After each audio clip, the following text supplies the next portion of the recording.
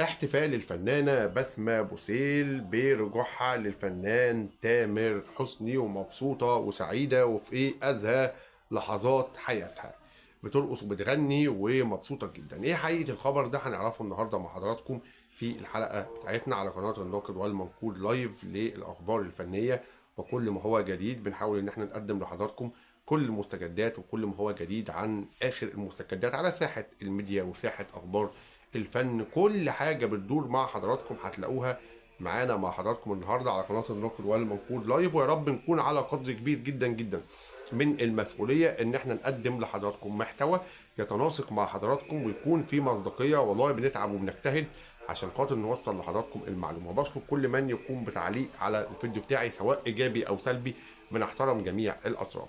زي ما قلت لحضراتكم من البدايه، انا شايف ان علاقه بسمه بوسيل وتامر حسني استحاله ان هي تنتهي بالمنظر ده. انا شايفهم ان هما الاثنين بيحبوا مع بعض وبيحبوا بعض، وانا شايف ان تامر بيحبها. على فكره يا جماعه، على فكره يا جماعه، تامر حسني بيعامل بسمه كطفله.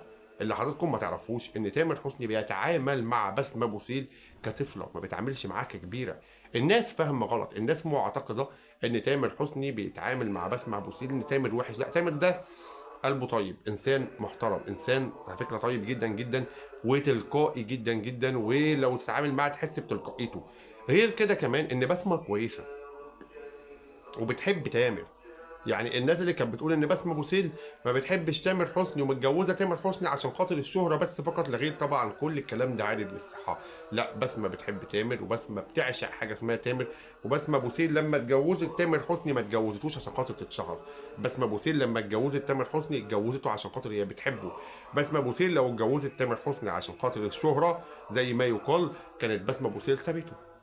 كانت بسمه بوسيل بالمعنى الاصح كملت معاه وما فرقش معاها بقى اذا كان دي تقول له بحبك ولا دي تقول له مش عارف ايه، وكانت كملت معاه. لكن هي كانت بتغير معاه، كانت بتغير عليه، كانت بتزعل عشانه، كانت بتحبه، كانت مثلا بتشوف ان هو لو اتاخد منها حاسس ان حياتها هتنتهي. وعلى فكره بسمه من عيله محترمه جدا، يعني حسب ما وصل لي من الاشقاء المغاربه ان هي من عيله كويسه جدا جدا. فالناس اللي كانت بتطلع تتاجر بالموضوع دوت وتقول لك ان بسمه، بصوا انا طول عمري كده، يا عندك كلمه حلوه اطلع قولها، ما عندكش كلمه حلوه اسكت وحط لسانك في بقك.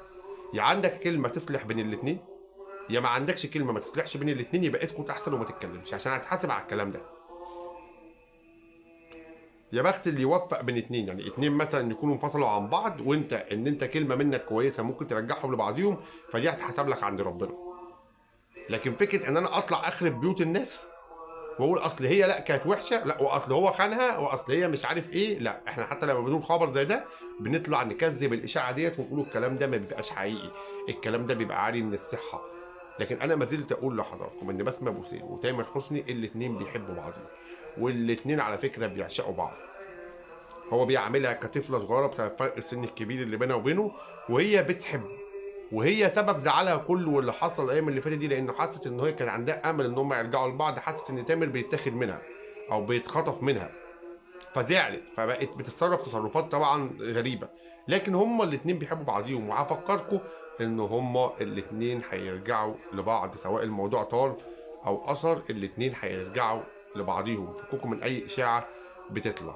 دي الحلقه بتاعتنا النهارده على قناه الناقد والمنقود لايف. بشكركم جدا جدا على حسن الاستماع والمشاهده، وباذن الله التقي مع حضراتكم في لقاء اخر.